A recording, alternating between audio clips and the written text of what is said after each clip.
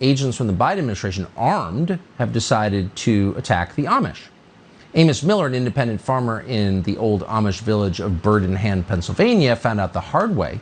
The feds say Amos isn't adhering to regulatory requirements for food production. Again, not enough endocrine-disrupting chemicals. You're not using enough GMOs. So with that in mind, federal agents raided his farm. They're demanding he stop farming. They're also trying to cripple him with $300,000 in fines, an Amish farmer.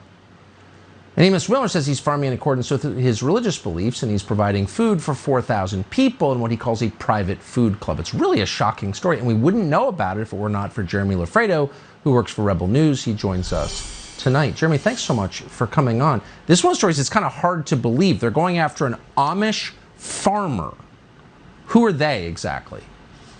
We have the U.S. Marshal Service recently raided Amos Miller's organic and holistic farm, demanding he cease operations, and they charged him, as you said, with $300,000 of fines, economically crippling the man. And what's happening is you have the armed federal agents are demanding he stop food production because of the meat, and you have him saying, well, you know what, I want to keep farming. So you have this back and forth between the giant empire of the U.S. federal government and this tiny little farm in Bird in Hand, Pennsylvania.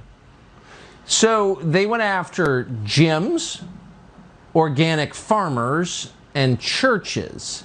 So maybe they're against anything that's wholesome and edifying, that makes you stronger and healthier, and in favor of everything that diminishes you and makes you more dependent. I'm just sensing a theme here. Do you see this? Yeah, and another thing the community says is that they're coming after Amos to set an example. They're coming after an independent, successful farmer who takes out the government middlemen and provides food directly to his community and his people. Now, by taking out the middleman, by taking out the government, you're taking power away and taking leverage away from the government and putting that power and leverage in the hands of the community and the farmers and the people. And another thing I'll add is Amos's farm doesn't use any gasoline or any fertilizer. Now, as you know, these commodities have become very expensive because of Biden's policies in regards to the war in Ukraine and Russia. So Amos has completely eliminated any risk coming from the international or domestic politics of the Biden administration, and they're coming after him for it. Maybe if he promises to put more chemicals in the milk that turn kids trans, they'll lay off. Did any of the federal marshals decline to raid an Amish organic farm on principle, or did they all just go along with this? Do you know? All I know is that many federal agents did not declined to go and did go along with it and raided the farm and took inventory of Amos's farm to make sure that he doesn't sell or produce any more meat.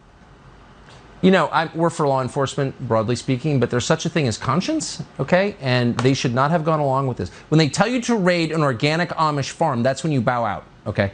I would say. And Jeremy, I appreciate